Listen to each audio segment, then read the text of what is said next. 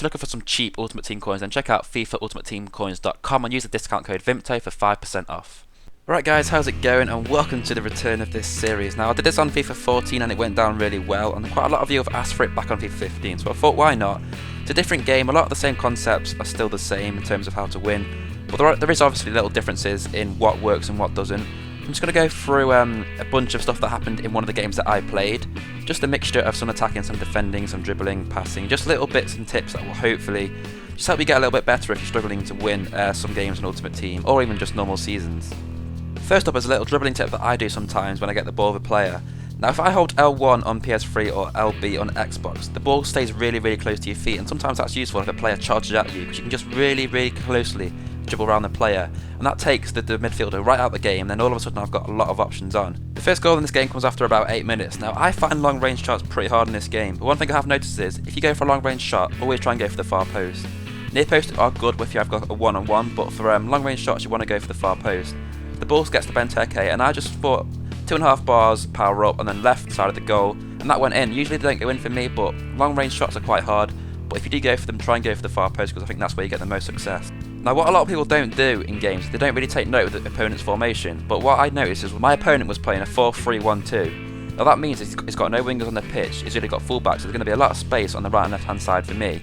So because of that, I try and create most of my chances from the wing, either left or right hand side, because I know that all the space and the lack of defensive cover on that side will be available for me to exploit. So before you start a match, have a look at the formation and try and see where the gaps are. And if you can do that, then try and play through those gaps, and that should be where you create the most chances. Next up, one of the most annoying things in this game is people who dribble from kickoff. I mean, everyone hates it, but it's not that hard to defend. The important thing is that you control one player and you stick with that one player. Do not, by any circumstances, change to a defender, because that's usually where you'll get caught out. Try and stick to that midfielder and just follow him all the way. And even if he's running away from you, don't change player, just stick with the midfielder, and the defense AI should do the job for you, even if you don't tackle with the midfielder. Now, everyone hates playing against high pressured opponents, but the thing about them is they will leave lots of space because they will drag players out of position because of pressing. It's not even that hard to play against, it's because they will always leave space. So if you just drag the ball around a pitch, don't keep it in one area, move it from the left to the right, you will find loads of space. It's just about being patient and moving the ball from one side to another.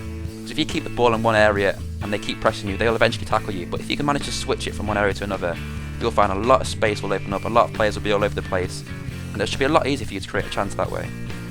One of my favourite moves from FIFA 14 that also works in FIFA 15 was the first touch fake shot. It's a really effective thing, and it also takes the opponent by surprise usually, and it can often lead to a goal if you time it right.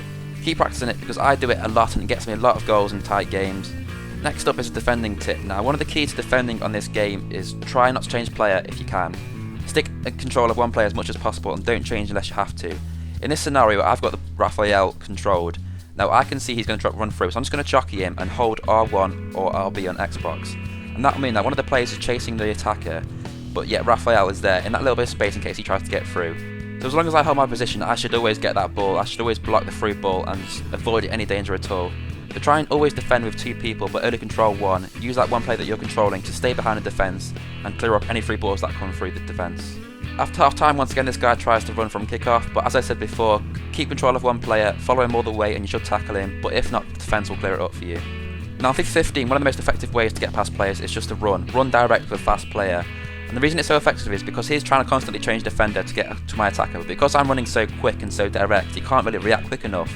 That means that Aaron Lennon just runs all the way through, and in the end I just score with a far post shot. So if in doubt, just run direct and hope for the best. Next up, I've got Fabian Delph on the ball. Now I've also got Aaron Lennon making a run down the right hand side, and his entire defence is shifted over to the right hand side because he thinks I'm going to make that pass to Aaron Lennon, because I'm shaping up as if I'm going to do that. But I know that I've also got a left winger making a run down the left. So I keep the ball in this position, I then slowly turn out of that position and then make the pass to Arnautovic. Now he's got so much space because the entire shift of players on the right hand side, and in the end I don't really make the most out of it. I get a bit unlucky with the ball off the line. Well, that whole bit of space is created from just keeping the ball on the right hand side and then slowly switching it to the left. So switching always creates space. So at the end he has enough and he quits at 5-0 after about 65 minutes. Now he wasn't particularly a bad player, he plays like most people do on Ultimate Team. He presses high and tries to rush passes up the midfield. But it's quite easy to play against. You just gotta be patient with your attacks and try and create space. Keep moving the ball from one side to another, and then slowly you'll get better at it. Just keep trying little dribbling things like fake shots and little runs like I did with Aaron Lennon for the 5th goal. And eventually you'll find a thing that works.